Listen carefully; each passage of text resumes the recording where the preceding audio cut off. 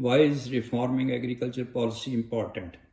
Agriculture policy structures economic relationship between agribusiness corporation, agricultural producers, and downstream food system businesses. These policies can have far-reaching consequences.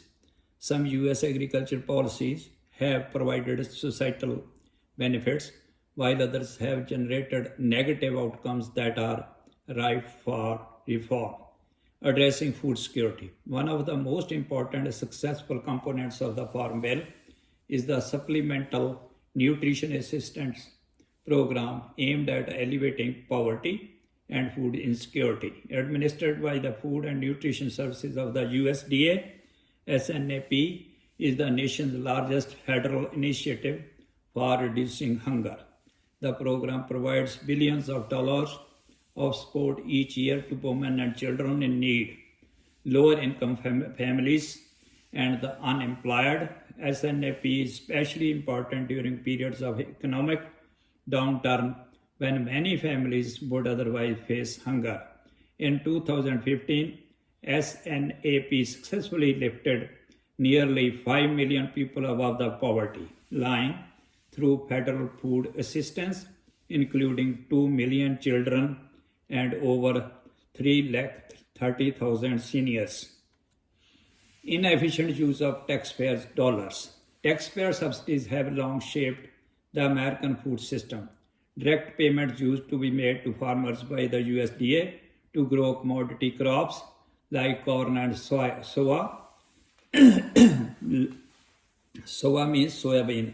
In the 1980s, these payments were shifted into crop insurance subsidy that pay farmers of if yields and market prices end up being lower than the anticipated at the time of planting. Through this model, the federal crop insurance program incentives farmers to plant crops that will result in the largest indemnity check rather than those that are the most beneficial for human or environmental health. By one estimate, in 2016, roughly a quarter of US farmers' net income was from subsidies. While intended to support US farmers and ensure a successful farming sector, the FCIP ultimately wasted both taxpayers' dollars and resources that could be diverted into producing healthier and more sustainable foods. The next point, driving environmental degradation. FCIP payments exert a massive influence on the environment by influencing what crops farmers choose to grow, intensifying the incentives to farm strategically with regard to indemnity payouts. Farmers stand to gain the most from practices that make their farming more precarious and more environmentally damaging. The Federal Agriculture Improvement and Reform Act of 1996 first allowed farmers total freedom to plant all their land with single crops while still receiving subsidies, increasing the dominance of profitable feed grain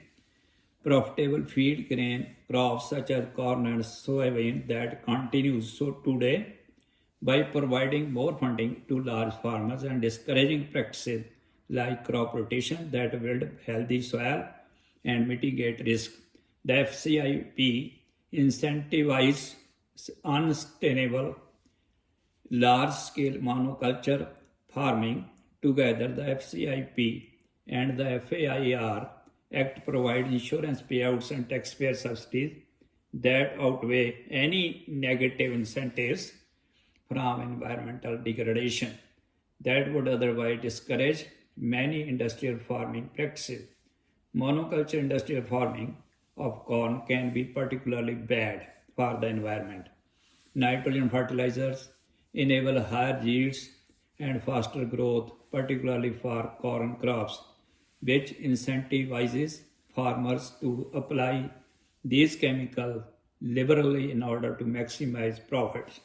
Additionally, because wise use of fertilizer is not a basis for receiving subsidies, farms that overapply Farms that over apply or have a history of over application of nitrates can still receive significant federal financial support because cornfields are often left empty without a cover crop. Between planting, excess nitrogen is lost into air and water, resulting in widespread nitrogen pollution.